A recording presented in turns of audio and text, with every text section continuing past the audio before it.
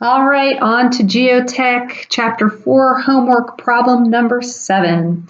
Again, we're going to complete a phase diagram and calculate the porosity of a 1 cubic foot sand sample if the dry density is 100 pounds per cubic foot, the specific gravity of solids is 2.72, and the degree of saturation is 92%. So we don't have a saturated soil sample here, so a little bit different than what we've been doing before.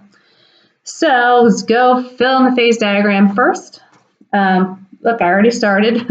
I wrote down those 3 given default values. So you can just put those right into your phase diagram. That'll be number 1 is 0. Number 2 is 0. And number 3 is the 62.4. Okay, so we're off to a flying start here. Now we'll go back to our initial problem and see what else we're given in this problem that we can fill into the phase diagram. I'm given this dry density. I'm going to deal with that in a minute, but don't forget sometimes information can actually be written out. It doesn't necessarily have to be a number. It's a 1 cubic foot sample. So that's going to be my total volume. I know that because it does, even though it says sand sample, it doesn't say that that's the volume of the solids. It's the volume of the entire sample. So that's my total volume is going to be 1 cubic foot. So I'm going to put that for number 4, and I'm going to duplicate it for number 5, that my total volume is 1 cubic foot. So we'll go down here. 4 and 5 are both 1 cubic foot. All right, so that's something else I could know from that.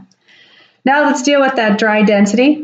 The dry density is 100 pounds per cubic foot. Remember, we talked before on the other problem that dry density is different from our other densities, our density of the solid or unit weight. Remember, we also call it that. So this dry unit weight is actually the weight of the solids over the total volume. Well, that's actually going to work out well for us because we do know the total volume. So let's write down this information and what we know and see what we can solve for. So I'm going to go ahead and use that. We'll remove this for number 6. Then I know that gamma D is equal to 100 pounds per cubic foot. And then I also know from my chart that gamma D is equal to the weight of the solids over the total volume. I'll write that down again. And remember here, I just said I know what the total volume is, but I don't know what the weight of the solids is. So I'll multiply each side by the total volume. So then I wind up with the weight of the solids. My volumes will cancel on this side. Weight of the solids is equal to the volume times gamma D, total volume times gamma D. Well, total volume, put that in parentheses, is just 1 cubic foot. Gamma D is 100 pounds per cubic foot. And so that's equal to the weight of the solids. So in this case, the weight of the solids is just equal to 100 pounds because those cubic feet are going to cancel out. So I can fill that in for number 6 over here. Weight of the solids is 100 cubic pounds. Okay, so that gamma D helped me find that weight of the solids because I knew the total volume, and I used that relationship from the table. Okay, let's look and see what else we can know from the information that's given to us. So we use the total volume, we use the dry density. Let's take a look at the specific gravity is 2.72 and see if that can help us with anything. So I look back to our chart here. Specific gravity is equal to the gamma solids over gamma water. Well, we always know gamma water, so specific gravity is pretty useful for us, so we'll use that for our next number, number 7. So specific gravity, and we were told that that is, on number 7, 2.72. And I was saying from our chart that that's equal to gamma solids over gamma water. So let's go ahead and write that down. GS equals gamma solids over gamma water. We'll multiply both sides by gamma water, and then we can solve for the gamma of our solids. We'll put our values in here, 62.4 pounds per cubic foot, and specific gravity is 2.72. And when I multiply those two together, I will get, oops, slide that up, the unit weight of the solids, also known as density of the solids. Also, sometimes people call that specific weight too. 62.4 divided, multiplied. 62.4 multiplied by 2.72. And that is 169.7. So that's my gamma solids. I'll put that here. 169.7. Okay. So I'll put that information in. I'll write it down here too. And take a look at my units. My units are going to stay the same because I'm multiplying it by a dimensionless number there. Okay, so when I take a look at my information here, I can already see as I look across that I'm going to be able to calculate this volume of the solids. I could do that next. I'm also told in the problem some information about the degree of saturation, so I could use that. But I think I'm just going to go ahead and use this straight across first. Like I said, your steps are kind of your choice, so if you did it a different way, that's fine. But I know the volume of the solids times gamma solids is going to equal weight of solids. So I'm going to solve for volume of the solids by dividing each side by gamma solids. So I know the volume of the solids is equal to weight of the solids over gamma solids. Slide that up. So that's equal to 100 pounds over 169.7 pounds per cubic foot. So let's go ahead and do that division. 100 divided by 169.7. And that is equal to 0.58, etc. Remember, we're just going to take it to 2 decimal places for volume, so I'm going to call that 0.59 cubic feet because my pounds will cancel out. 0.59 cubic feet for my volume of the solids, so I'll put that in for number 8. 0.59, and I'm also going to put it in for number 9. I'm going to duplicate my volume of the solids. That'll be 9, 0.59. Okay. And now, just again, still staying on my phase diagram, I can see that I'm going to be able to find the volume of the voids here because I know this, and if I add these 3 together, I can find this. It's almost like a Sudoku puzzle, you know, just trying to kind of look and see what I have, what I know, and what I don't know. So let's go up to number 10 here. I'll slide this over. And we'll make this number 10. So I know the volume of the voids plus the volume of the solids equals the total volume. In this case, I don't know the volume of the voids, so I have to subtract the volume of the solids from both sides. And in this case, it's 1 minus 0.59, 1 cubic foot, minus 0.59 cubic feet. And we'll do that subtraction. 1 minus 0.59, and we get 0.41 cubic feet. And remember, that's the volume of the voids. So that'll be number 10. I said that's 0.41. Okay, so now I take a look at my diagram.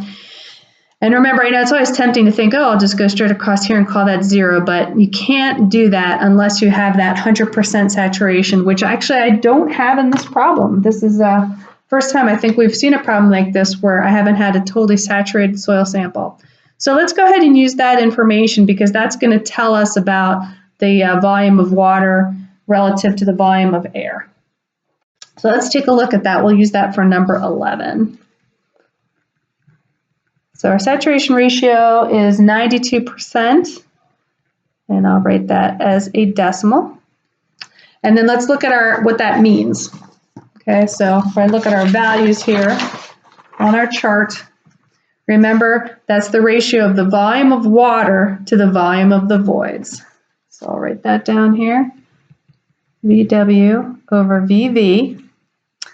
And I know the volume of the voids, but I want to find the VW. So I'll multiply each side by VV. And you can do it over 1 if you would like. Those will cancel out, and I'll wind up with VV times SR is equal to VW. My VV is 0.41, and it's cubic feet. And my saturation ratio is 0.92. So when I multiply those two together, it's basically 92% of my voids is taken up with water there. So 0.92 times 0.41, and that's 0.3772. Again, I'm going to just round it to the hundredth place, so 0.38 will be fine there. So VW is equal to 0.38 cubic feet. Let's add that here. That's going to be, what I say, number 11. Oops. Shows on my paper, 0.38. And since I know that, I'm going to use that addition relationship to solve for the volume of air for number 12. So the volume of air plus the volume of water plus the volume of voids equals the total volume. So I can just take this volume and subtract these two to get the volume of air. So I'm just going to go ahead and do that. So it's 1 minus 0.59, and then from that subtract 0.38. And I just get 0.03, so really close to 0, but not quite. So my volume of air is going to be 0.03 cubic feet. And I'll put that in for number 12. So here's a good example where, that multiplicative relationship straight across doesn't work. It's super close to 0, but it's not quite 0, because we can't, when we have that saturation ratio that's not equal to 100%, we have to have a little air in there. We can't all have water. It's only if it's 100%. So we're just kind of trying to reflect that in the phase diagram. Okay, looks like we're missing the weight of the water. I can see I'll be able to get that just by multiplying straight across. So I'm going to do that for number 13 here. And so I'll do the volume of the water times gamma water is going to equal the weight of the water. In this case, the volume of the water is 0.38 cubic feet. The gamma of the water, we already know, 62.4 pounds per cubic foot.